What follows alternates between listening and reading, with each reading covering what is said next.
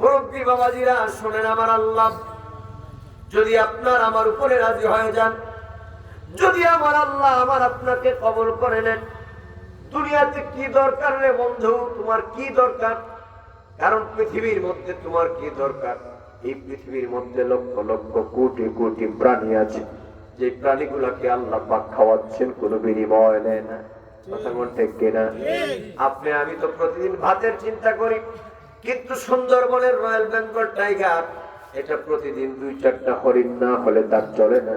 কথা কোন ঠিক কিনা? এখানে এমনও তো মানুষ আছেন 1 বছরের ভিতরে আপনি হরিণের মাংস খান না। কথা কোন আছে না নাই? 1 বছর কি অনেক মানুষ আছে জীবনও একদিন খেয়েছে না। আপনারা আছে না নাই? আর যদি আপনি হরিণের মাংস খাইতে চান, ঢাকায় যান। এটা তো আর বাংলাদেশে বই দোকানে লুকায় চাপায় যারা বিক্রি করে কয়েক হাজার টাকা দর এটার কেজি, সব লোকেরা খাইতেও পারবে না। কিন্তু চিন্তা করেন, আপনি আমি বছরে 2 বছরে 5 বছরে একবার হরিণের মাংস পাই না, কিন্তু সুন্দরবনের রয়্যাল বেঙ্গল টাইগারকে প্রতিদিন হরিণের মাংস খাওয়ায় কে?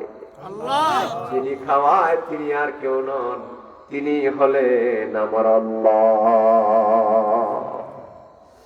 এই যে সাগরের তিমি মাছ, জীববৈচিত্র্যের কথা বলতে গেলে রাত পোহায় যাবে বন্ধু। এইরকম এক পৃথিবীর মধ্যে বিশাল বড় বড় দানব প্রকৃতির বহু প্রাণী আছে, যে প্রাণীগুলাকে যদি এই দুনিয়ার মানুষেরা খাওয়াইতো তাহলে মানুষের ভান্ডার শেষ হয়ে যাইত।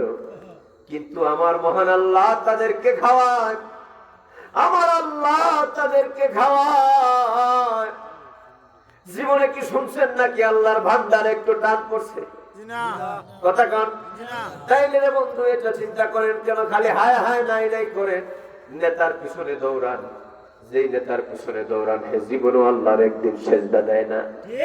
এক কথায় কথায় মিথ্যা কথা বলে, শয়তানি বদমাশি করে, দুনিয়ার খারাপ কাজ করে, মনে মনে নেতারে তোর পিছনে ঘুরবো কি?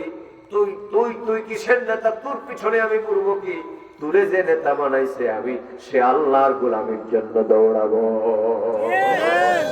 ও যুবক, যদি তোমার এই চিন্তা হয়